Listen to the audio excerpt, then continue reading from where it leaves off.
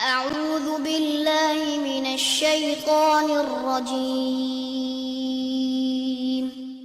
بسم الله الرحمن الرحيم الحمد للہ رب العالمین والصلاة والسلام علی نبینا محمد وعلی آلہ وصحبہ اجمعین، اما بعد۔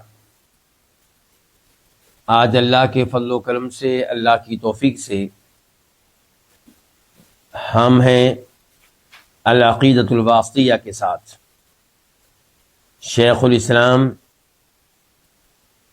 ابن تیمیہ رحمہ اللہ کی عظیم الشان کتاب عقیدہ کے موضوع پہ کی گئی ایک عظیم الشان محنت۔ اس میں ہم پڑھ رہے ہیں وہ عقیدہ جو اس گروہ کا عقیدہ ہے جسے فرقہ ناجیہ کہا جاتا ہے، کامیاب گروہ۔ آپ کی امت کے 73 گروہ ہوں گے، ان میں سے ایک گروہ ہوگا جو کامیاب ہوگا۔ اس کامیاب گروہ کا عقیدہ کیا ہے وہ یہاں پہ بیان کیا جا رہا ہے۔ امام صاحب نے وعدے کیا کہ اس عقیدے میں پہلی چیز یہ ہے کہ اللہ پہ ایمان لایا جائے، اور اس کے بعد سے وہ مسلسل یہ وعدے کر رہے ہیں کہ جب آپ اللہ پہ ایمان لاتے ہیں تو اس کا مطلب یہ ہے کہ آپ اللہ کے ناموں پہ ایمان لائیں، اللہ کی صفات پہ ایمان لائیں۔ اللہ کے وہ نام، اللہ کی وہ صفات جن کا تذکرہ قرآن و حدیث میں آیا، اور انہیں مانتے ہوئے آپ ہر قسم کی تحریف، تعویل، تکییف، تعطیل سے اجتناب کریں، یعنی کہ آپ اللہ کی صفات کو مانیں اور انہیں مخلوق کے ساتھ مشابہ قرار نہ دیں، ان کا معنی بھی تبدیل کرنے کی کوشش نہ کریں، اور ان کے معنی کو ماننے، تسلیم کریں، ماننے کا انکار بھی نہ کریں۔ آج جو آیات ہم پڑھیں گے ان میں تذکرہ ہوگا اللہ رب العزت کی صفت یدین کا، اللہ تعالیٰ کے بابرکت ہاتھوں کا۔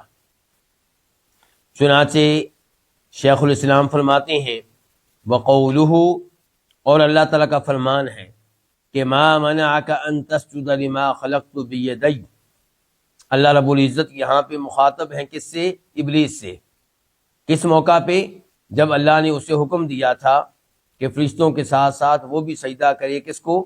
آدم علیہ السلام کو، لیکن اس نے سجدہ نہیں کیا، تو اللہ نے کہا ما منعک ان تسجد، تجھے کس چیز نے روکا اس کو سجدہ کرنے سے جسے میں نے اپنے دونوں ہاتھوں سے پیدا کیا ہے؟ مراد کون؟ آدم علیہ السلام۔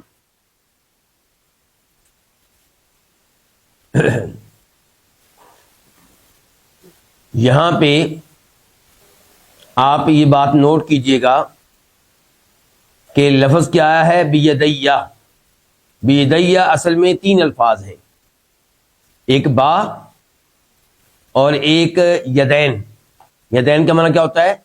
2 ہاتھ، اور پھر ایک آخر میں ہے یا الگ سے، جس کا مطلب ہوتا ہے میرے۔ اب جب لفظ یدین کو منسوب کیا گیا، مضاف کیا گیا لفظ یا کی طرف، تو نون کو گرا دیا گیا، اب کیا ہو گیا؟ بیدیہ۔ تو یہاں پہ لفظ ید واحد نہیں آیا، بلکہ کیا آیا ہے؟ تثنیہ، 2۔ اللہ نے اپنے 2 ہاتھوں کا تذکرہ کیا ہے، اور پھر اللہ نے کہا ہے کہ میں نے پیدا کیا، تو نے اسے سجدہ کیوں نہیں کیا جسے میں نے پیدا کیا؟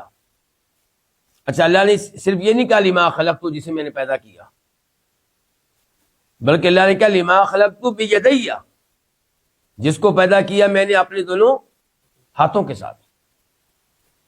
لفظ خلقت میں نے پیدا کیا، اس کے بعد اللہ تعالی با کو لے کر آئے ہیں، با تعدیہ کو، تو اس سے اس معنی کی مزید تائید ہو رہی ہے کہ یہاں پہ ہاتھوں سے مراد اللہ کے حقیقی ہاتھ ہے۔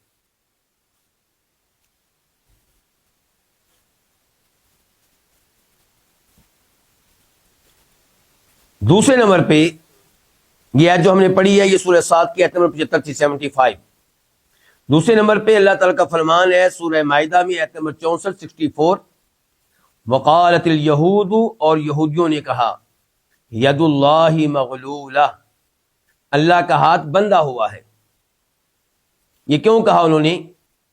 کیونکہ اللہ رب العزت نے اہل ایمان کو ترغیب دی کہ وہ یتیموں کی مدد کریں، ان پہ مال خرچ کریں، بیواؤں پہ مال خرچ کریں، مساجد پہ مال خرچ کریں، اللہ کی راہ میں دیگر امور پہ مال لگائیں، تو یہ مال اللہ کے پاس قرضہ بن جائے گا اور اللہ اس کی بہترین جزا دے گا۔ تو اللہ نے کہا من ذا الذی یقرض اللہ قرضا حسنا، کون اللہ کو اچھا قرض دے گا؟ تو یہودیوں نے کہا لو جی، اس کا مطلب اللہ تو فقیر ہے، نعوذ باللہ، ہم مالدار ہیں، اللہ ہم سے مانگ رہا ہے۔ اور اسی مناسبت سے انہوں نے یہ الفاظ بھی کہے کہ ید اللہ مغلولہ، اللہ کا تو ہاتھ بندھا ہوا ہے، یعنی کہ اللہ تعالیٰ نعوذ باللہ بخیل ہے، کنجوس ہے۔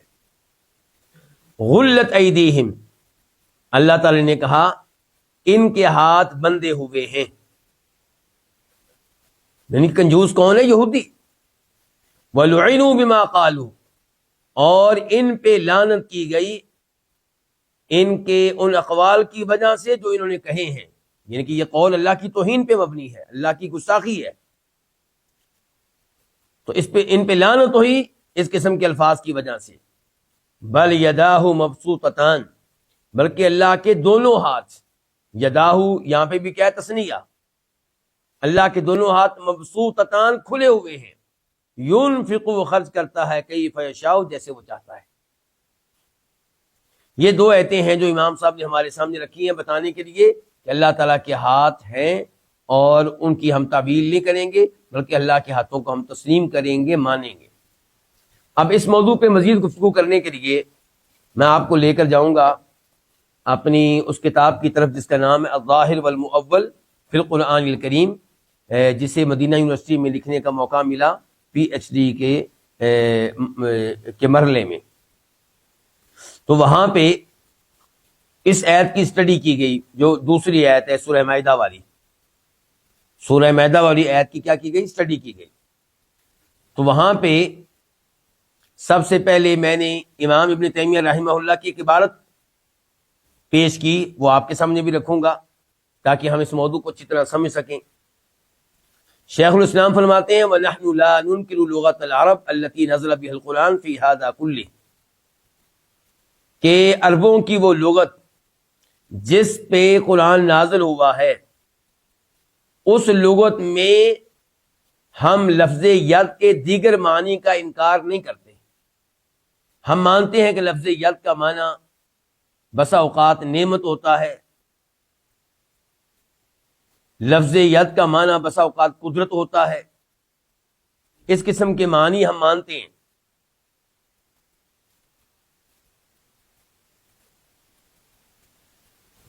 کہتے ہیں والمتأولون للصفات الذين حرفوا الكلمة مواضعه والحدوا في اسماء وآيات تأولوا قوله تعالى، لیکن وہ لوگ جو اللہ کی صفات کی تعویلیں کرنے والے ہیں، اللہ کے کلام میں تحریف کرنے والے ہیں، اللہ کے ناموں اور آیات میں الحاد سے کام لینے والے ہیں، انہوں نے تعویل سے کام لیا ہے۔ بل یداہ مبسوطتان، بلکہ اللہ کے دونوں ہاتھ کشادہ ہیں۔ یہ آیت سورہ مائدہ کی 64 64 اور سورہ صاد کی آیت ما خلقت بیدیہ، کہ میں نے آدم علیہ السلام کو اپنے دونوں ہاتھوں سے پیدا کیا ہے، انہوں نے ان دو آیتوں کی تعویلیں کی ہیں اور کہا ہے کہ یہاں پہ اللہ کے لفظ ید سے مراد ہاتھ نہیں بلکہ اللہ کی نعمت ہے۔ جہاں پہ کہا گیا کہ اللہ کی دو ہاتھ کھلے ہوئے ہیں، کشادہ ہیں، کہتے ہیں اس سے مراد ہے کہ اللہ کی دو نعمتیں ہیں، ایک دنیاوی نعمت، ایک اخروی نعمت۔ اور یہ بھی کہا کہ اس سے مراد کیا ہے؟ اللہ کی قدرت۔ اب ہم دیکھتے ہیں کہ علماء کرام کا کیا موقف ہے اللہ تعالیٰ کی اس صفت کے بارے میں، یرحمک اللہ۔ یہ جو قرآن و حدیث میں آیا ہے کہ اللہ تعالیٰ کے یدین ہیں، جس کا میں اور آپ معنی کیا کرتے ہیں کہ اللہ کے ہاتھ ہیں، اس بارے میں علماء کرام کا موقف کیا ہے مکمل طور پہ؟ تو پہلا قول یہ ہے کہ وہ آیات جن میں اللہ تعالیٰ کے لیے لفظ ید کا اس بات آیا، یدین، ید ایک کو کہتے ہیں، یدین دو کو، تو ان آیات کو ان کے ظاہری اور حقیقی معنی پہ محمول کیا جائے، کوئی تعویل نہ کی جائے، اور یہ عقیدہ رکھا جائے کہ اللہ کے واقعی دو ہاتھ ہیں اور یہ ایسے ہیں جیسے اللہ کے شیان شان ہیں۔ ہم یہ نہیں کہیں گے کہ اللہ کے ہاتھ مخلوق کے ہاتھوں کے مشابہ ہیں، نہ ہم اللہ کے ہاتھوں کی کوئی کیفیت بیان کریں گے، اور نہ ہی ہم تعبیر سے کام لیں گے، بلکہ ہم یہ کہیں گے کہ اللہ تعالیٰ کے ہاتھ کھلے ہوئے ہیں، یعنی کہ اللہ خرچ کرتا ہے، اللہ بندوں کو دیتا ہے، اللہ نے بندوں کا رزق اپنے ذمے لے رکھا ہے۔ یہ ہو گیا پہلا قول۔ پہلا قول کیا ہے کہ تعبیر نہیں کریں گے، بلکہ ایسی آیات کو ان کے ظاہری اور حقیقی معنی پہ رکھیں گے، محمول کریں گے۔ دوسرا قول یہ ہے کہ اللہ تعالیٰ کے کوئی ہاتھ نہیں ہے۔ پھر ان آیات کا کیا کریں؟ کہتے ہیں کہ ان آیات کی تعویل کریں، ان آیات کے ظاہری معنی کو ترک کر دیں، ان آیات کو مجازی معنی پہ معمول کریں۔ یہ موقف کن کا ہے؟ جہمیوں کا، معتزلیوں کا۔ اب ہمارے سامنے بڑے موقف کتنے ہو گئے؟ دو۔ ایک یہ ہے کہ ہم نے تعویل نہیں کرنی، بلکہ لفظ یدین کا وہی معنی لینا ہے جو اس کا حقیقی معنی ہے، جو اس کا ظاہری معنی ہے، اور وہ کیا کہ اللہ تعالیٰ کے واقعی ہاتھ ہے۔ دوسرا قول یہ ہے کہ نہیں، اللہ کے ہاتھ نہیں ہو سکتے۔ پھر ان آیات کا کیا کریں؟ کہتے ہیں ان آیات کی آپ تعویل کریں، ان آیات کو آپ مجازی معنی پہ معمول کریں، اور بتا چکا ہوں کہ موقف کن کا؟ جہمیوں کا اور معتزلہ کا۔ اچھا اب تعویل کیا کرنی ہے؟ اس میں پھر ان کے ہاں کئی آراء ہیں، تعویل کی کئی شکلیں اور کئی صورتیں ہیں۔ ایک تعویل یہ ہو سکتی ہے، وہ کہتے ہیں کہ آپ کہیں کہ یہ جو کہا گیا ہے کہ اللہ تعالیٰ کے یدین ہیں، اس سے مراد اللہ کے ہاتھ نہیں بلکہ اللہ کی نعمتیں ہیں۔ چنانچہ عرب کہا کرتے ہیں کہ لک عندی ید، تمہارا میرے پاس ید ہے، تمہارا میرے پاس ایک ید ہے۔ مراد کیا لیتے ہیں؟ کہ تمہارا میرے اوپر ایک احسان ہے، تمہارا میرے اوپر ایک انعام ہے، میں مانتا ہوں کہ تمہارا میرے اوپر ایک احسان ہے۔ احسان کے لیے لفظ کیا بولا گیا؟ ید۔ تو یہ کہتے ہیں کہ ایت میں بھی آپ کہہ دیں کہ اللہ تعالیٰ کے یدین ہے، مراد یہ کہ اللہ کے دو احسان ہیں۔ اچھا جی، پھر یہ احسان کون کون سے ہیں؟ کہنے لگے مثال کے طور پہ آپ کہہ سکتے ہیں کہ ایک احسان دنیا میں اللہ کا ہے اور ایک آخرت میں ہے، یہ اللہ کے دو احسان مراد ہے۔ یا آپ کہہ سکتے ہیں کہ ایک احسان سے مراد اللہ کا ظاہری احسان جو نظر آتا ہے، اور ایک اللہ کا احسان باطنی جو نظر نہیں آتا۔ یا آپ کہہ لیں کہ اللہ کے دو احسانات سے مراد یہ ہے کہ اللہ کا ایک احسان یہ ہے کہ اللہ تعالیٰ ہمیں خوشحال رکھتا ہے، نعمتوں میں رکھتا ہے، اور دوسرا یہ ہے کہ اللہ تعالیٰ ہمیں شدائد میں مبتلا کرتا ہے، یہ بھی اللہ کا ایک احسان ہے۔ یا آپ کہہ لیں کہ اللہ کے ایک احسان سے مراد اللہ کی بارش ہے، اور دوسرے احسان سے مراد وہ فصلیں ہیں، وہ پودے ہیں جو زمین سے اگتے ہیں۔ اور معنی یہ ہوگا کہ یہ دونوں احسان بندوں پہ چھائے ہوئے ہیں۔ یہ تعویل کی پہلی شکل تھی۔ تعویل کی دوسری شکل یہ ہے کہ آپ کہیں کہ یدین، اس سے مراد ہے اللہ کے دو طرح کے رزق، ایک اللہ کی طرف سے ملنے والا رزق حلال اور دوسرا رزق حرام، یعنی کہ اللہ کی طرف سے رزق ملتا ہے کھل کر، رزق حرام بھی حلال بھی۔ یا آپ کہہ لیں کہ اللہ کے ایک رزق سے مراد ہے کہ اللہ کا وسیع رزق، اور دوسرے سے مراد اللہ کا تنگ رزق۔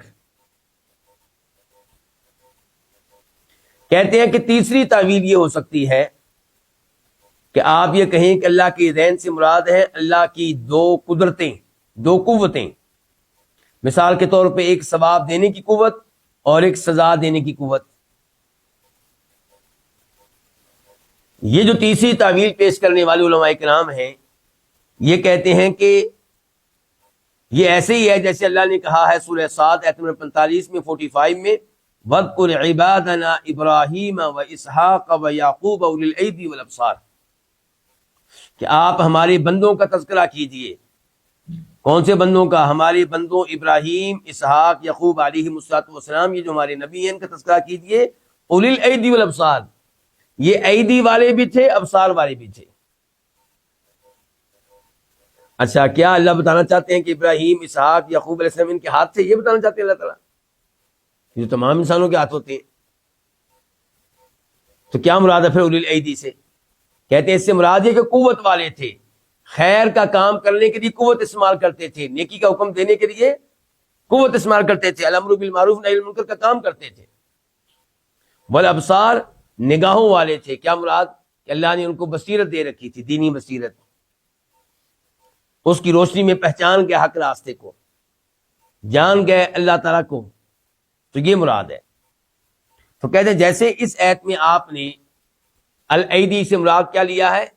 قوت، کہ قوت والے تھے، تو ایسے ہی ان آیات میں، جن آیات میں لفظ دین کی نسبت اللہ کی طرف ہے، وہاں پہ بھی مراد لے لیں اللہ کی قوت۔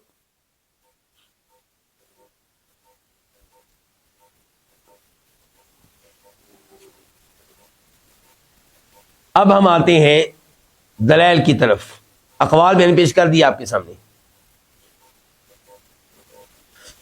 پہلے نمبر پہ ان کے دلائل پیش کروں گا جو کہتے ہیں کہ ہم نے ان آیات کی تعویل نہیں کرنی، ہم نے ان کا وہی معنی مراد لینا ہے جو ظاہری معنی ہے، جو یہ الفاظ سن کر فوری طور پہ ہمارے ذہنوں میں جو معنی آتا ہے، جو ان الفاظ کا حقیقی معنی ہے، ظاہری معنی ہے، وہی معنی مراد لیں گے، کوئی تعویل نہیں کریں گے۔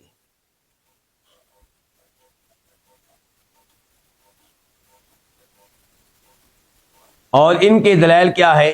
ان کے دلائل میں دو آیتیں وہی ہیں جو پہلے آپ کے سامنے رکھ دی گئی ہیں، سورہ مائدہ کی آیت اور سورہ صاد کی آیت۔ اور یہ آیتیں پیش کرنے کے بعد یہ علماء کرام کہتے ہیں کہ اصول یہ ہے کہ قرآن کریم کے الفاظ کو آپ ان کے ظاہری معنی پہ، حقیقی معنی پہ محمول کریں، مجاز سے بچیں، تعویل کرنے سے بچیں۔ اسی اصول کے مطابق ہم ان دو آیتوں میں بھی لفظ یدین کو اس کے حقیقی اور ظاہری معنی پہ محمول کریں گے اور تعویل سے بچیں گے۔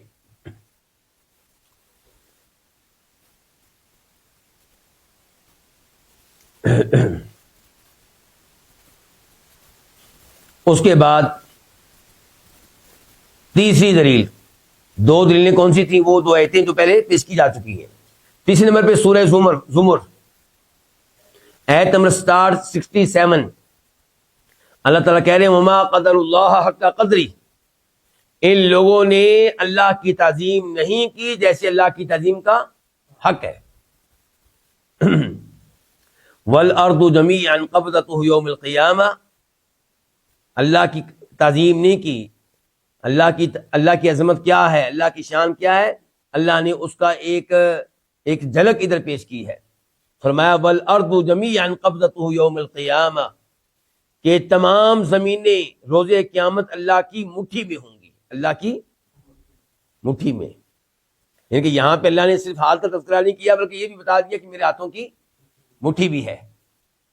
والسماوات مطویات بیمینہ، اور فرمایا تمام آسمان اللہ کے دائیں ہاتھ میں لپٹے ہوئے ہوں گے۔ یہاں پہ اللہ نے صرف یہ نہیں بتایا کہ میرے ہاتھ ہے بلکہ یہ بھی بتا دیا کہ میرا دائیں ہاتھ ہے۔ تو اس سے پتا چلا کہ اللہ تعالیٰ کے ہاتھوں کو مانا جائے، بلکہ اللہ تعالیٰ کے ہاتھوں کے بارے میں یہ بھی مانا جائے کہ اللہ کا ہاتھ دایاں ہے، ایک ہاتھ، اور یہ بھی مانا جائے کہ اللہ تعالیٰ کے ہاتھوں کی مٹھی ہے۔ تیسری دلیل، چوتھی دلیل ہے،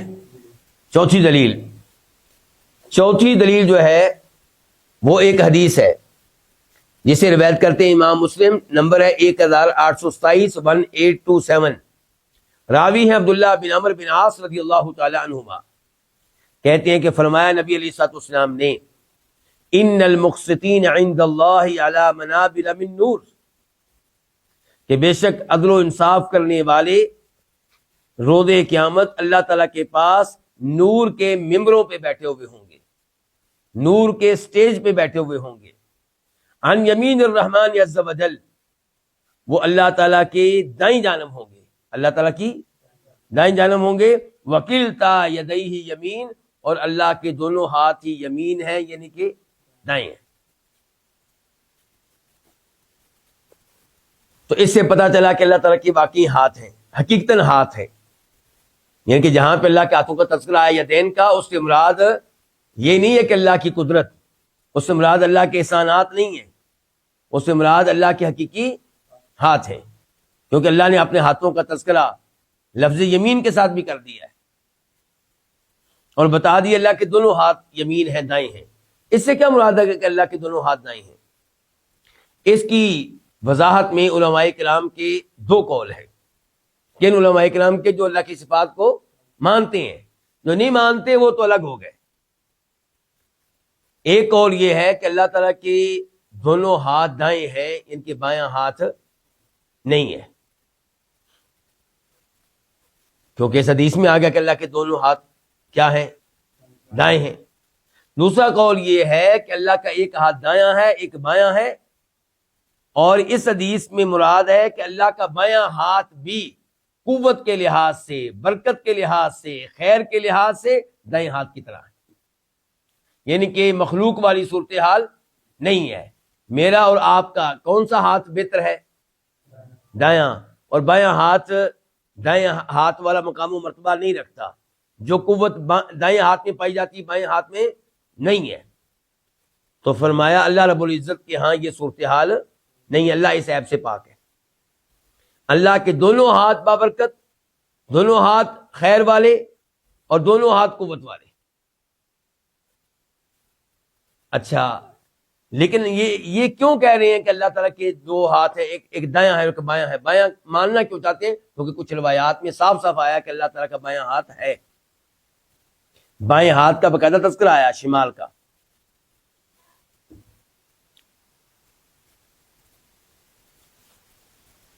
اس کے بعد دلیل نمبر 5، یہ حدیث ہے مسلم شریف کی، نمبر ہے 2788 2788. راوی ہے عبداللہ بن عمر رضی اللہ تعالیٰ عنہما کہ نبی علیہ الصلوۃ والسلام نے فرمایا یأخذ اللہ عز وجل سماواتہ وارضیہ بیدیہ، اللہ تعالیٰ اپنے آسمانوں کو، اپنی زمینوں کو اپنے دونوں ہاتھوں میں لے لے گا. کس میں لے لے گا؟ کیا یہاں پہ کہہ سکتے ہیں دونوں ہاتھوں سے مراد یہ کہ اللہ تعالیٰ اپنی دونوں قوتوں میں لے لے گا؟ معنی بنے گا یہ؟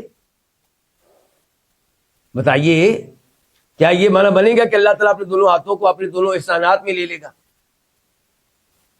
یہاں تعویل کرنے کی کوئی مجال نہیں ہے.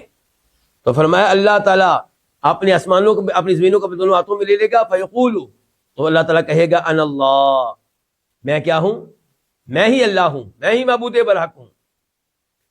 وَيَقْبِضُ أَصَابِعَهُ وَيَبْسُطُهَا، اور اللہ تعالیٰ اپنی انگلیوں کو سمیٹے گا اور کھولے گا، کشادہ کرے گا. تو یہاں پہ تذکرہ آ گیا کہ اللہ کی انگلیاں ہیں باقاعدہ، اور اللہ کہے گا انا الملک، میں ہی ہوں بادشاہ. تو اس حدیث سے مزید تائید ہوئی کس بات کی؟ کہ اللہ تعالیٰ کے ہاتھ حقیقتاً ہیں، ان کی تعویل نہیں کی جائے گی. دلیل نمبر 6، ابو ہریرہ کی حدیث ہے، ان کی روایت کرنے والے ابو ہریرہ ہیں رضی اللہ تعالیٰ عنہ. فرمایا نبی علیہ الصلوۃ والسلام نے ید اللہ ملآ، اللہ تعالیٰ کا ہاتھ بھرا ہوا ہے، اللہ تعالیٰ کا ہاتھ بھرا ہوا ہے. لا یغیدها نفقۃ، خرچ کرنے سے اس میں کوئی کمی نہیں ہوتی. کس میں؟ اللہ تعالیٰ کے ہاتھ کے خزانوں میں. سحاء اللیل والنہار، صبح و شام، دن اور رات اللہ تعالیٰ خرچ کرنے والے ہیں، مال کو بہانے والے ہیں، خزانوں کو بہانے والے ہیں، مال تقسیم کرنے والے ہیں. یہاں پہ کیا کہا گیا؟ اللہ تعالیٰ کا ہاتھ کیا ہے؟ بھرا ہوا. تو کیا کہیں گے؟ اللہ کی قدرت بھری ہوئی ہے. کیا کہیں گے؟ اللہ کا احسان بھرا ہوا ہے. اور پھر آگے دیکھیں، فرمایا ارأیتم ما انفق منذ خلق السماوات والارض، کہ جو کچھ اللہ نے خرچ کیا ہے آسمان و زمین کی پیدائش سے لے کر فإنه لم يغد ما في يده، اس سارے خرچ کر لینے سے اللہ کے ہاتھ میں جو خزانے ہیں اس میں کچھ کمی نہیں ہوئی۔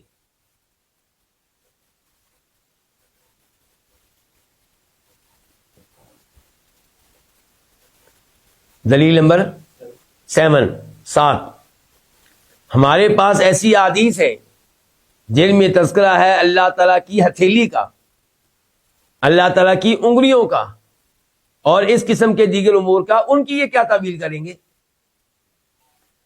وہاں پہ کون سا مجازی معنی لے کر آئیں گے؟ کس کس آیت اور حدیث سے یہ راہ فرار اختیار کریں گے؟ مثال کے طور پہ یہ حدیث ہے، ابو ہریرہ راوی ہے، فرمایا نبی علیہ السلام نے، اور حدیث ہے بخاری شریف کی، اور اس سے پہلی جو حدیث تھی اس کا میں حوالہ نہیں دے سکا تھا، وہ بھی بخاری شریف کی تھی، 7411 اس کا نمبر تھا پہلی کا، 7411، اور جو ابھی ہے یہ بخاری شریف کی نمبر ہے 1410 1410، اور یہ مسلم میں بھی آئی ہے، وہاں پہ ہے 1014 1014۔ الفاظ کیا ہیں؟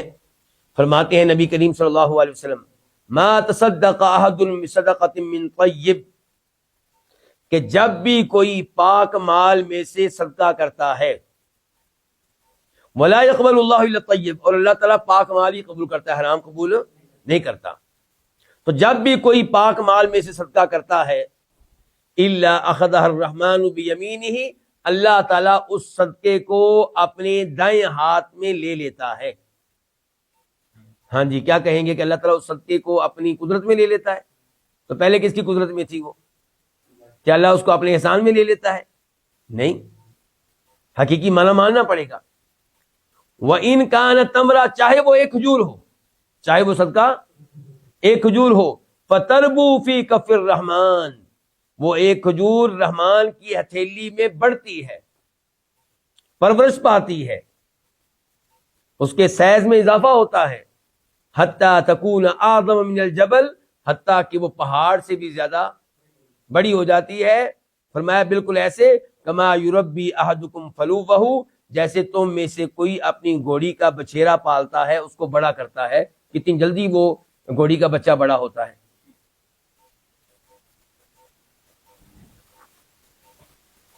دلیل نمبر 8 راوی ہے عبداللہ بن مسعود رضی اللہ تعالیٰ عنہ، حدیث ہے، اور اس کو روایت کے امام بخاری رحمہ اللہ نے، نمبر ہے 7451 7451، اور امام مسلم نے نمبر ہے 2786 2786۔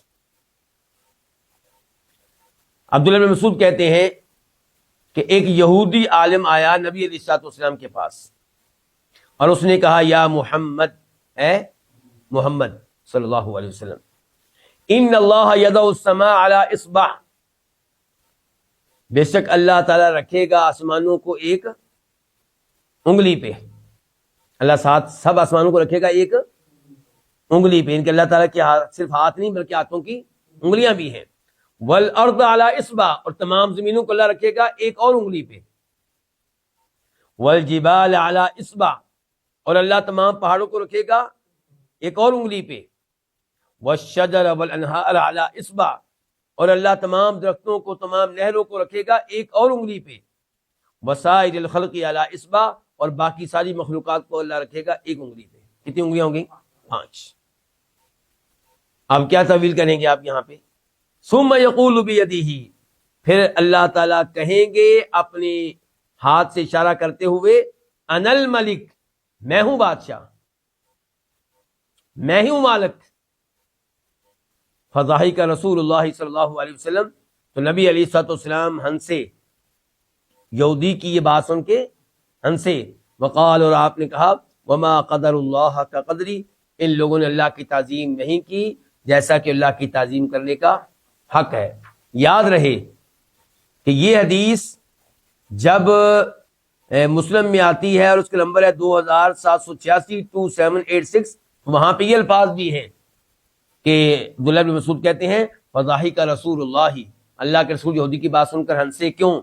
تعجبا لما قال، تعجب کرتے ہوئے ان الفاظ پہ جو اس نے کہے، تصدیقا لہ، اس کی تصدیق کرتے ہوئے، اس کے الفاظ کو غلط کہتے ہوئے نہیں ان سے، بلکہ اس کے الفاظ کی تائید میں آپ ان سے، اور تائید میں پھر یہ آیت پڑھی کہ ما قدر اللہ، کہ جب یہ سب کچھ مانتے ہو، اللہ کی اتنی عظیم قدرت کو مانتے ہو، تو پھر بھی اللہ پہ ایمان نہیں لاتے ہو، پھر بھی اللہ کے کلام پہ ایمان نہیں لاتے ہو۔ اچھا، اس کے بعد دلیل نمبر 9ویں دلیل وہ یہ ہے کہ سلف صالحین کا اجماع ہے اس بات پہ کہ اللہ تعالیٰ کی صفت ید کو مانا جائے، یہ مانا جائے کہ اللہ تعالیٰ کے ہاتھ ہے، اور اس اجماع کو نقل کیا ہے امام ابو الحسن الاشعری نے، وہی امام جن کی طرف نسبت کر کے اشاعرہ اپنے آپ کو اشعری کہتے ہیں، جبکہ امام ابو الحسن الاشعری ان کے گمراہ عقائد سے پاک ہیں، لا تعلق ہیں۔ امام ابو الحسن الاشعری کیا کہہ رہے ہیں؟ کہتے ہیں کہ وَأَجْمَعُوا، اور اجماع ہے ان کا، سلف کا، علماء کرام کا، عَلَىٰ أَنَّهُ عَزَّ وَجَلَّ يَسْمَعُ وَيَرَىٰ، کہ اللہ تعالیٰ آوازوں کو سنتا ہے، وَيَرَىٰ، اور اپنی مخلوقات کو دیکھتا ہے، وَأَنَّ لَهُ تَعَالَىٰ يَدَيْنِ مَبْسُوطَتَيْنِ، اور اس بات پہ بھی علماء کرام کا اجماع ہے کہ اللہ کے 2 ہاتھ ہیں اور بڑے کشادہ ہیں۔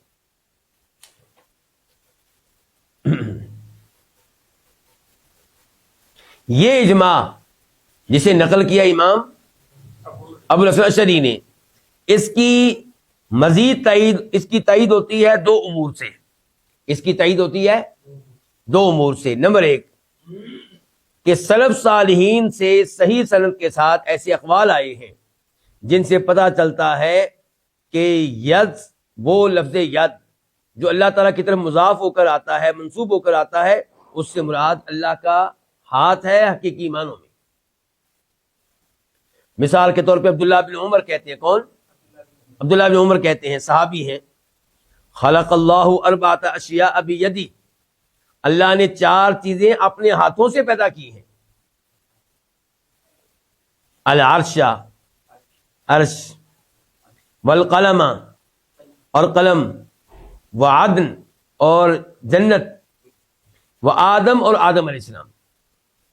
ثم قال لسائر الخلق، پھر اللہ نے دیگر مخلوقات کو کیسے پیدا کیا؟ فرمایا، کہا کن، ہو جا، فکانا، تو وہ ہو گئے، بن جا، تو وہ بن گئی۔ یہ الفاظ عبداللہ بن عمر سے صحیح سند کے ساتھ ثابت ہیں، یہ آپ کو مل جائیں گے تفسیر طبری میں، یہ آپ کو مل جائیں گے ابو شیخ کی کتاب العظمہ میں۔ شیخ البانی رحمہ اللہ نے اس کی سند کو عمدہ قرار دیا ہے مختصر العلوم میں۔ تو پتہ چلا کہ آدم علیہ السلام کو اللہ نے اپنے ہاتھوں سے پیدا کیا، عرش کو اللہ نے اپنے ہاتھوں سے پیدا کیا، قلم کو اپنے ہاتھوں سے پیدا کیا، جنت کو اپنے ہاتھوں سے پیدا کیا۔ اب اگر کوئی یہ کہے، کیا کہے کہ ہاتھوں سے مراد یہاں پہ یدین سے مراد اللہ کے حقیقی ہاتھ نہیں بلکہ اللہ کی قوت اور قدرت ہے، تو کیا اللہ نے صرف 4 چیزیں اپنی قوت سے پیدا کی ہیں، باقی چیزیں بغیر قدرت کے پیدا ہو گئی ہیں؟ اگر کوئی کہے کہ اللہ نے 4 کو اپنے احسانات کے ساتھ پیدا کیا ہے، تو کیا باقی جو اللہ نے جن کو پیدا کیا وہ اللہ کا کوئی احسان نہیں ہے؟ کیا تعویل کریں گے؟ کوئی تعویل کرنا یہاں ممکن نہیں ہے۔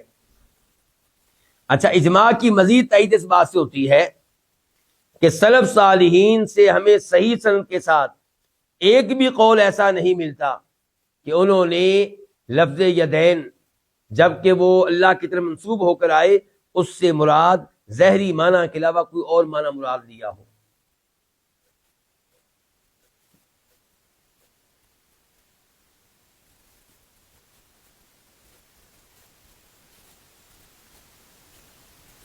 اب دلیل نمبر کون سی؟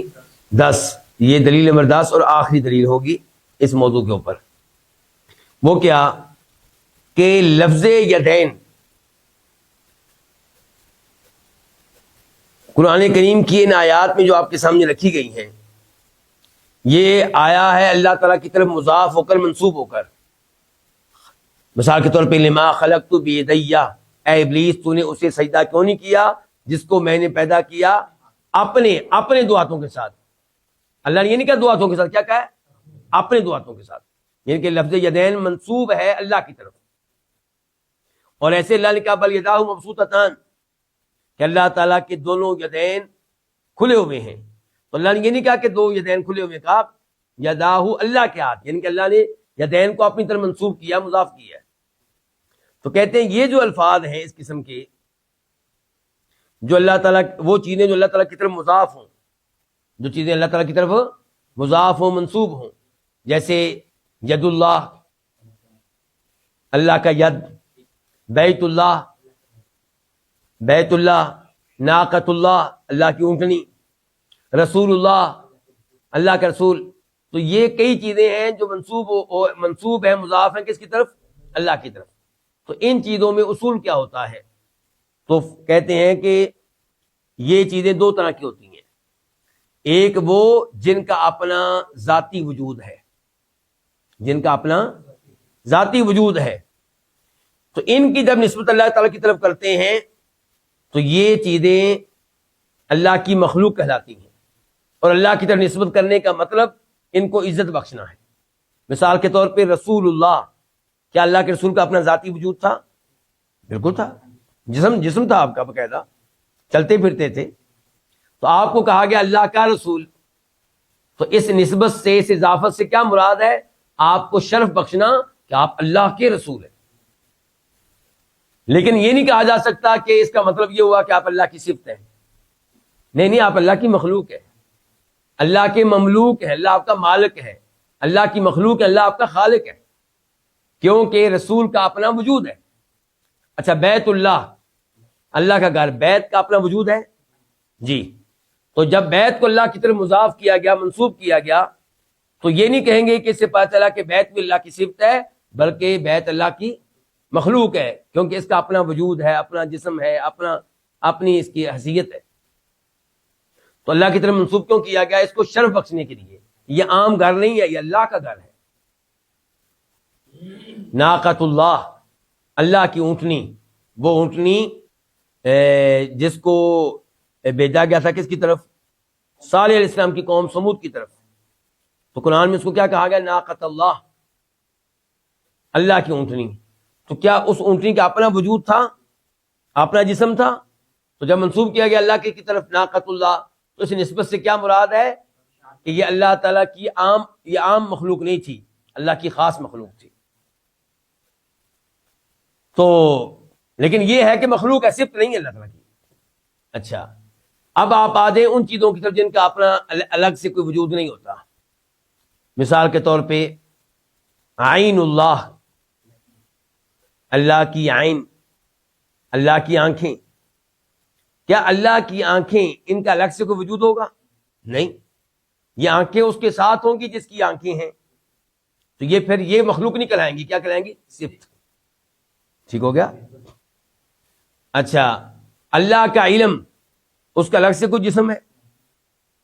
اللہ کا علم اللہ کے ساتھ قائم ہے، تو وہ کیا ہوگی؟ پھر اللہ تعالیٰ کی صفت ہوگی. ایسے ہی اللہ تعالیٰ کے یدین، اللہ تعالیٰ کے ہاتھ، یدین، ان کا الگ سے کوئی وجود ہے؟ نہیں، ان کا وجود اللہ تعالیٰ کے ساتھ ہی ہے.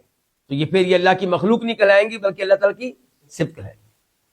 ٹھیک ہو گیا؟ واضح ہو گیا؟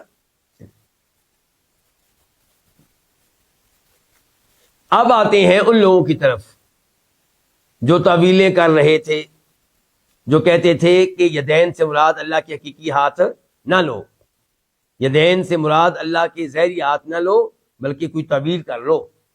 یہ کہو کہ یدین سے مراد اللہ تعالیٰ کے دو احسانات ہیں، یا یدین سے مراد اللہ کی دو قدرتیں ہیں، یا یدین سے مراد اللہ کے دو رزق ہیں. ان لوگوں سے پوچھا گیا کہ آپ کے پاس کیا دلیل ہے کہ جناب تعویل کرنی چاہیے؟ کہتے ہیں ذرا آپ ہمارے ساتھ اس آیت کے اوپر غور کریں. سورہ یاسین آیت نمبر 71 70. اللہ تعالیٰ کہتے ہیں یہاں پہ اولم یروا انا خلقنا لهم مما عملت ایدینا انعاما فهم لها مالکون. اور کیا انہوں نے دیکھا نہیں کہ ہم نے ان کے لیے پیدا کیے ان چیزوں میں سے جنہیں بنایا ہے ہمارے ایدی نے، جنہیں بنایا ہمارے ایدی نے. ہم نے ان میں سے کیا پیدا کیے ان کے لیے؟ انعامن، جانور، مویشی. فہم لہا مالکون، تو یہ ان مویشیوں کے مالک ہیں، تو یہ ہماری قدرت ہے۔ اللہ تعالیٰ اپنی قدرت بتا رہے ہیں۔ اچھا یہاں پہ اللہ نے کیا کہا ہے کہ انا خلقنا لہم، ہم نے ان کے لیے پیدا کیے، کیا پیدا کیے؟ الانعام، مویشی، چوپائے، مما عملت ایدینا، ان میں سے جنہیں بنایا ہے ایدی، ہمارے ایدی نے۔ اس کا مطلب تو یہ ہوا کہ ہر چوپایا اللہ نے اپنے ہاتھوں سے پھر بنایا ہے۔ آپ تو کہہ رہے تھے کہ اللہ نے 4 چیزیں بنائی اپنے ہاتھوں سے، اور اس ایسے پتہ چلا کہ اللہ نے ہر چوپایا، ہر گائے، ہر اونٹنی، ہر بکری، وہ کس سے بنائی ہے؟ اپنے ہاتھوں سے۔ تو اس کا جواب یہ ہے کہ نہیں، اس کا یہ مطلب نہیں ہے جو آپ سمجھے۔ یہاں پہ اللہ نے یہ نہیں کہا کہ اولم یروا انا خلقنا لهم انعاما بأیدینا، بأیدینا یہ نہیں کہا اللہ نے۔ اللہ نے یہ نہیں کہا کہ انہوں نے دیکھا نہیں کہ ہم نے ان کے لیے چوپائے بنائے اپنے ہاتھوں کے ساتھ، بلکہ اللہ تعالیٰ کہہ رہے ہیں ہم نے ان کے لیے پیدا کیے چوپائے مما عملت ایدینا، جو ان میں سے ہیں، ان چیزوں میں سے ہیں جن کو بنایا ہے ہمارے ایدی نے۔ یہاں پہ مراد اللہ کی قوت ہے کہ ہم نے ان کو بنایا اپنی قدرت سے، اپنی قوت سے۔ ان کو ہم نے کیسے بنایا؟ اپنی قوت سے۔ کیسے جی؟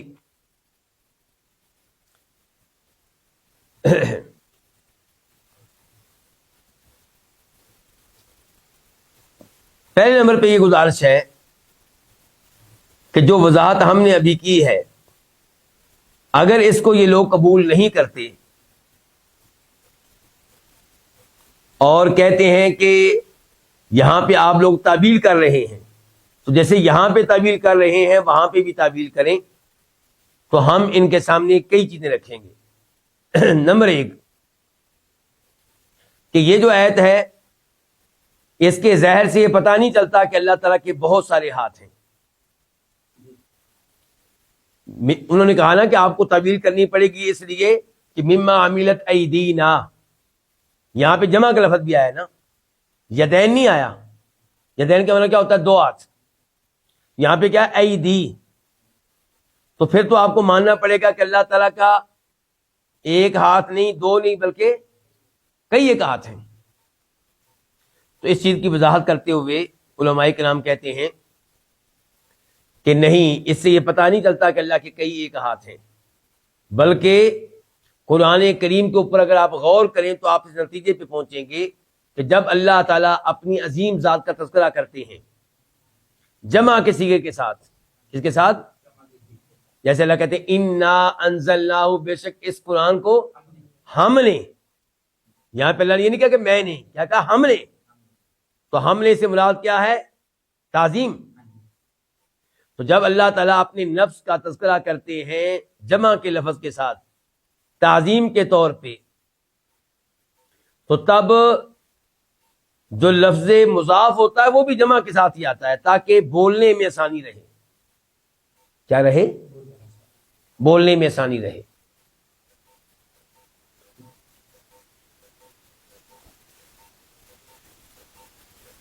اگر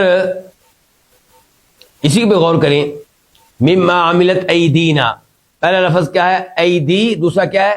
نا۔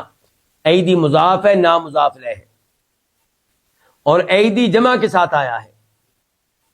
تو یہاں پہ وضاحت میں یہ کہا جا رہا ہے کہ آپ یہ بھی دیکھیں کہ مضاف الیہ بھی تو جمع ہے۔ اللہ نے یہ نہیں کہا کہ میں نے بنایا، میرے ہاتھوں، میرے ایدی نے بنایا، بلکہ اللہ تعالیٰ کیا کہہ رہے ہیں؟ ہمارے۔ تو جب مضاف الیہ جمع آیا ہے تعظیم کے طور پہ، ورنہ اللہ تو ایک ہی ہے، تو اسی کا خیال کرتے ہوئے پہلے لفظ کو بھی جمع لایا گیا تاکہ پڑھنا آسان رہے، ورنہ اگر وہ دوسرا لفظ رہے جمع نہ اور پہلا رہے تثنیہ تو پڑھنے میں مشکل پیش آئے گی، بولنے میں مشکل پیش آئے گی۔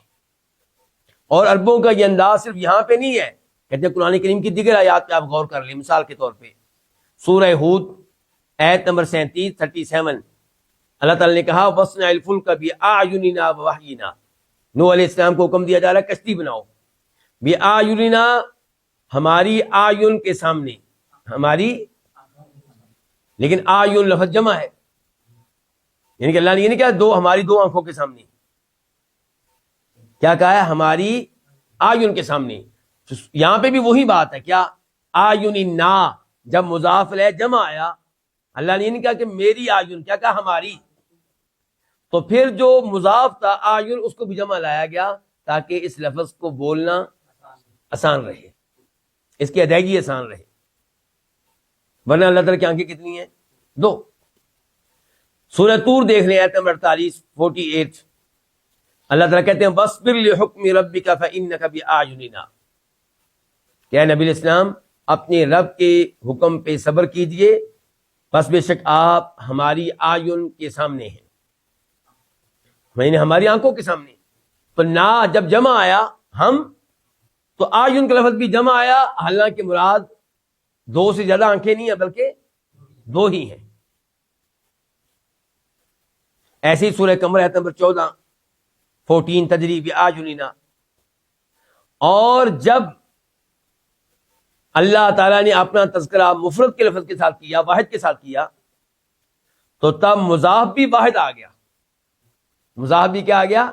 واحد آ گیا. دیکھیں آپ غور کریں سورہ طٰہٰ آیت نمبر 39 اللہ تعالیٰ کہہ رہے ہیں موسیٰ علیہ السلام کو مخاطب کرتے ہوئے وَأَلْقَيْتُ عَلَيْكَ مَحَبَّةً مِّنِّي، اور میں نے اپنی طرف سے تمہارے لیے محبت ڈال دی. تمہارے اوپر کیا ڈال دی؟ محبت. آگے دیکھیں وَلِتُصْنَعَ، اور تاکہ تیری پرورش ہو عَلَىٰ عَيْنِي، میری آنکھوں کے سامنے. اچھا عینی، عین مضاف اور یا مضاف الیہ. یہاں پہ عینی یا جو ہے وہ واحد کے لیے ہے کہ جمع کے لیے؟ واحد کے لیے. اللہ نے یہاں پہ اپنا تذکرہ واحد کے ساتھ کیا ہے، میری عین. جب اپنا تذکرہ اللہ نے واحد کے ساتھ کیا تو مضاف کو بھی اللہ تعالیٰ تسنیہ کے طور پہ لے کر نہیں آئے بلکہ واحد کے طور پہ لے کر آئے. اور تاکہ تیری پرورش ہو میری آنکھوں کے سامنے، مراد ایک آنکھ نہیں ہے، دونوں آنکھیں ہیں. عین سے مراد یہاں پہ جنس ہے،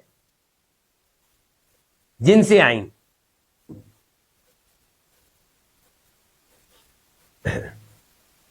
کہتے ہیں کہ اسی طرح لفظ ایدی جو سورہ یاسین میں آیا ہے نمبر 71 میں 71 میں اولم یروا انا خلقنا لهم مما عملت ایدینا انعاما، تو ایدی یہاں پہ جمع آیا ہے کیونکہ مضاف الیہ جو ہے وہ کیا ہے؟ جمع ہے نا، تاکہ ادائیگی میں آسانی رہے. اور معنی واضح ہے. معنی کیا ہے؟ واضح ہے کہ مراد یہاں پہ اللہ تعالیٰ کے دو ہاتھ ہیں. اور جہاں کہیں اللہ تعالیٰ نے اپنا تذکرہ واحد کے ساتھ کیا تو لفظ ید وہاں پہ واحد آیا. مثال کے طور پہ تبارک الذی بیدہ الملک، بہت بابرکت ہے وہ ذات الذی بیدہ، جس کے ہاتھ میں کیا ہے؟ الملک کو بادشاہت ہے. اچھا اللہ نے اپنا تذکرہ یہاں واحد کے لفظ کے ساتھ کیا کہ جمع کے ساتھ؟ بیدہ، واحد کے ساتھ. تو مضاف بھی ید کیا آیا؟ واحد آیا. اور مراد کیا ہے؟ جن سے ید مراد دو ہاتھی ہیں.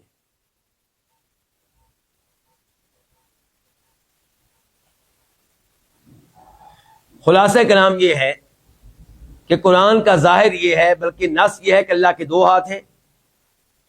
اور جہاں کہیں پہ لفظ ید واحد کے طور پہ آیا تو اس سے مراد جنس ہے، یعنی کہ جتنے بھی اللہ کے ہاتھ ہیں اور وہ کتنے ہیں؟ دو. اور جہاں کہیں پہ یہ لفظ جمع کے ساتھ آیا تو وہاں پہ مراد تسنیہ ہے، دو ہی ہے. اور یہ سب کچھ عربی زبان کے اصولوں کے عین مطابق ہے، عربی زبان کے اصولوں سے ہٹ کر نہیں ہے.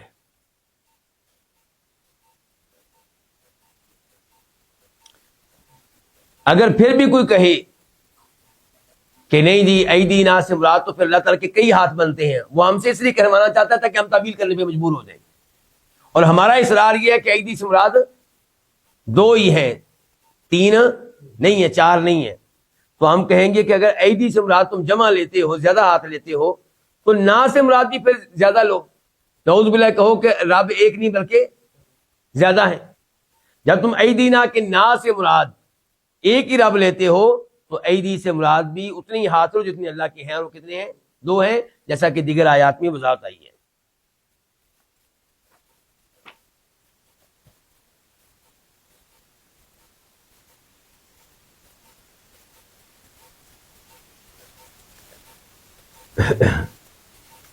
ایک اور دلیل دی ان لوگوں نے جو کون ہیں تعویل کرنے والے، کہتے ہیں کہ اگر ہم نے مان لیا بل یداہ مبسوطتان کہ اللہ کے یدین مبسوطتان کھلے ہوئے ہیں، تو پھر تو یہ عجیب سا مفہوم سامنے آئے گا کہ ہمیشہ کھلے ہوئے ہیں جی، یہ تو ایسے جیسے کوئی مریض ہو، بیمار ہو، نعوذ باللہ. تو ایسا نہیں ہو سکتا کہ اللہ تعالیٰ نعوذ باللہ مریض ہوں تو پھر مان لیں کہ یہ دین سے مراد اللہ کے حقیقی ہاتھ نہیں ہے بلکہ اللہ تعالیٰ کی نعمتیں ہیں، کہ اللہ کی نعمتیں برس رہی ہیں. تو جواب یہ ہے کہ آپ لوگوں کی بات غلط ہے، کیونکہ بل یداہ مبسوطتان اللہ تعالیٰ کے یدین کھلے ہیں، اس سے مراد کیا ہے؟ اللہ کی سخاوت، یعنی کہ اللہ صبح و شام خرچ کر رہا ہے، صبح و شام مال دے رہا ہے، اپنے بندوں کو نواز رہا ہے، یہ مراد ہے اس سے. کیونکہ انہوں نے کہا تھا کہ اللہ تعالیٰ کیا ہے؟ بخیل ہے، نعوذ باللہ، اللہ کے ہاتھ بندے ہوئے ہیں، اللہ کنجوس ہے، یہودیوں نے کہا تھا. تو اللہ نے کہا میرے ہاتھ تو کیا ہیں؟ کھلے ہوئے ہیں، صبح و شام خرچ ہو رہا ہے. تیسری دلیل ان لوگوں کی جو تعویل کرنے والے ہیں وہ کہتے ہیں کہ اگر ہم نے اللہ کی یدین مان لیے، ہاتھ مان لیے، تو پھر تو اللہ کی مخلوق کے بھی ہاتھ ہوتے ہیں، انسانوں کے بھی ہاتھ ہوتے ہیں. پھر نعوذ باللہ یہ ماننا پڑے گا کہ جیسے ہاتھ اللہ بندوں کے ایسے ہاتھ اللہ کے، تو یہ تو تشبیہ ہو جائے گی، جبکہ اللہ تعالیٰ بندوں کے مشابہ نہیں ہے، لیس کمثلہ شیء. تو ہمارا جواب یہ ہے کہ اللہ تعالیٰ کے ہاتھ ہم مانتے ہیں، لیکن ہم نے کبھی یہ نہیں کہا کہ اللہ تعالیٰ کے ہاتھ مخلوق کی طرح ہیں، بندوں کی طرح ہیں، بلکہ اللہ تعالیٰ کے ہاتھ ایسے ہیں جیسے اللہ کی عظمت کے لائق ہیں، جیسے اللہ کے شایان شان ہیں. امام اسحاق بن راہویہ کہتے ہیں، اور ان کے الفاظ کو امام ترمذی نے اپنی ترمذی شریف میں نقل کیا ہے کہ انما یکون تشبیہ اذا قال یدن کیدن، تشبیہ تب ہوگی جب ہم کہیں کہ اللہ کا ہاتھ بندوں کے ہاتھ کی طرح ہے، مخلوق کے ہاتھ کی طرح ہے. تو کہتے ہیں کہ جب یہ کہا جائے کہ اللہ تعالیٰ کے ہاتھ ہیں، اور یہ نہ کہا جائے کیف کیسے ہیں، اور نہ یہ کہا جائے کہ فلاں کی طرح ہیں، تو یہ تشبیہ نہیں ہے.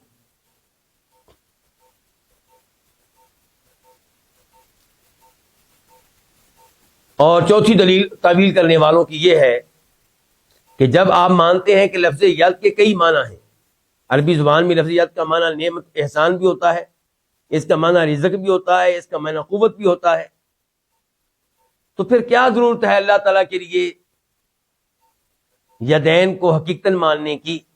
آپ مان لیں، ضد نہ کریں، مان لیں کہ یدین سے مراد اللہ کے دو احسانات ہیں، اللہ کے دو رزق ہیں، اللہ کی دو قوتیں ہیں.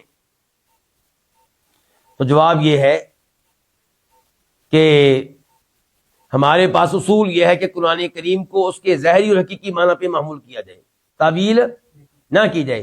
اور لفظ ید جب اللہ کی طرف مضاف ہو کر آئے گا تو اس کا معنی ظاہری حقیقی یہی ہے کہ اللہ کی ید ہیں، اللہ تعالیٰ کے ہاتھ ہیں. تو اس لیے ہم تعویل نہیں کر سکتے.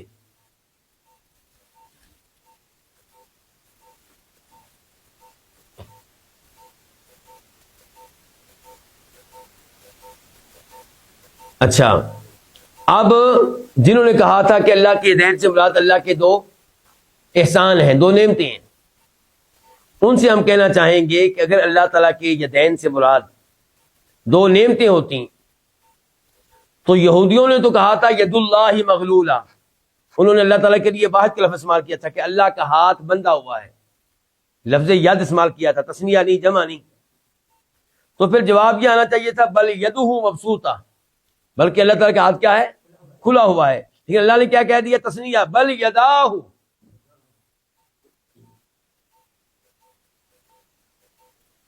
تو اللہ تعالیٰ پھر بل یدہ کہتے، یداہ نہ کہتے، کیونکہ اللہ تعالیٰ کی نعمتیں دو نہیں ہیں، اللہ تعالیٰ کی نعمتیں تو بے شمار ہیں. تو یدو اگر اللہ تعالیٰ کہتے تو اس کا معنی جمع والا مراد لیا جا سکتا تھا. ٹھیک ہو گیا؟ یا اللہ تعالیٰ کہہ دیتے ایدی ہی،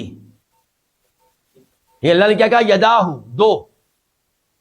تو اس سے پتہ چلا کہ اس سے مراد اللہ تعالیٰ کی حقیقی ہاتھ ہیں.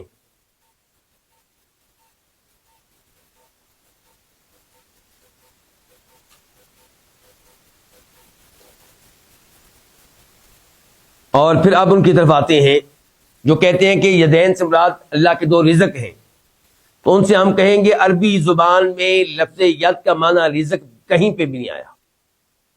لفظ ید کا معنی کیا ہو؟ رزق ہو، ایسا کہیں پہ نہیں آیا۔ اور ایسے ہی سلف نے کبھی بھی اس کی تفسیر رزق نہیں کی۔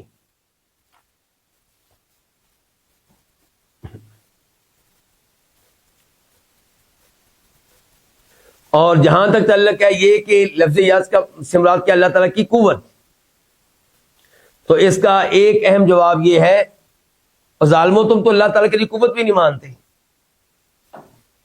یہاں پہ تعویل کرنے کی باری آئی، تم نے کہہ دیا کہ اس سے مراد کیا ہے؟ اللہ تعالیٰ کی قوت، جبکہ تم تو اللہ تعالیٰ کی قوت بھی نہیں مانتے۔ تمہارے امام ابو الحسن اشعری کہتے ہیں فَلَوْ كَانَ أَرَادَ الْقُوَّةَ لَكَانَ مَعْنَى ذَلِكَ بِقُدْرَتِي، کہ اگر اس سے مراد قوت ہوتی تو مطلب یہ ہوتا کہ اللہ تعالیٰ قدرت والے ہیں۔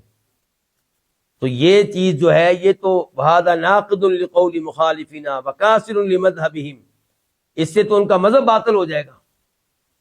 لِأَنَّهُمْ لَا يُثْبِتُونَ قُدْرَةً وَاحِدَةً فَكَيْفَ يُثْبِتُونَ قُدْرَتَيْن، وہ تو اللہ کے لیے ایک قدرت نہیں مانتے، اللہ کی دو قدرتیں کیسے مان لیں گے؟ تو اب ہم آتے ہیں راجح موقف کی طرف۔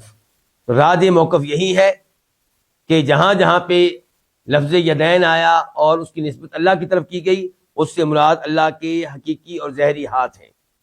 یہی کچھ پتہ چلتا ہے قرآن سے، یہی کچھ پتہ چلتا ہے احادیث سے، اور یہی پتہ چلتا ہے سلف کے اقوال سے۔ اور جہاں تک تعلق ہے اس بات کا کہ یہ لوگ کیوں بھاگتے ہیں اللہ تعالیٰ کے ہاتھ ماننے سے، تشبیہ کے خوف سے۔ اگر اللہ کے ہاتھ مان لیے تو پھر ماننا پڑے گا کہ اللہ کے ہاتھ بندوں کی طرح ہیں، اور بندوں کے ہاتھوں میں تو 100 عیب ہوتے ہیں، کمزوریاں ہوتی ہیں، تو ماننا پڑے گا کہ اللہ کے ہاتھوں میں بھی کمزوریاں ہیں، جبکہ اللہ ہر کمزوری سے پاک ہے۔ ہم کہتے ہیں تمہیں کس نے کہا ہے کہ تم یہ کہو کہ اللہ تعالیٰ کے ہاتھ مخلوق کی طرح ہیں؟ ہم نے تو کبھی نہیں کہا۔ ہمارا عقیدہ یہ کہ اللہ تعالیٰ کے ہاتھ ہیں جیسے اللہ کی شان نشان ہیں، اور ہم ان کا تصور نہیں کر سکتے، سوچ نہیں سکتے کیسے ہیں۔ البتہ یہ عقیدہ ہے کہ اللہ تعالیٰ کے ہاتھ ہر خیر کے ساتھ ہیں، ہر قوت کے ساتھ ہیں، اور ہر عیب سے اور ہر کمزوری اور عیب سے پاک ہے۔ یہیں پہ آج کے درس کا اختتام کرتے ہیں۔ اللہ رب العزت سے دعا کرتے ہیں کہ اللہ تعالیٰ اسی انداز سے ہمیں اپنی صفات میں دلچسپی لینے کی توفیق دے۔ مجھے خطرہ یہ ہے کہ آج کئی بھائی بور ہوئے ہوں گے، لیکن بور نہیں ہونا چاہیے۔ آپ ایسے موضوعات میں دلچسپی لیں۔ یہ اللہ کے بارے میں گفتگو تھی، یہ اللہ تعالیٰ کی صفات کے بارے میں گفتگو تھی، دلچسپی لیتے رہیں تو انشاءاللہ یہ چیزیں آہستہ آہستہ آپ کے لیے آسان ہو جائیں گی۔ آج کے درس کو آپ 3-4 بار سن لیں تو انشاءاللہ یہ بھی آپ کے لیے آسان ہو جائے گا، اور اسی انداز سے آپ اللہ تعالیٰ کے ساتھ جڑے رہیں گے، اللہ تعالیٰ آپ پہ راضی ہوگا۔ اللہ تعالیٰ ہمارے اوقات میں، ہمارے علم و عمل میں برکت ڈالے۔ وآخر دعوانا الحمدللہ رب العالمین۔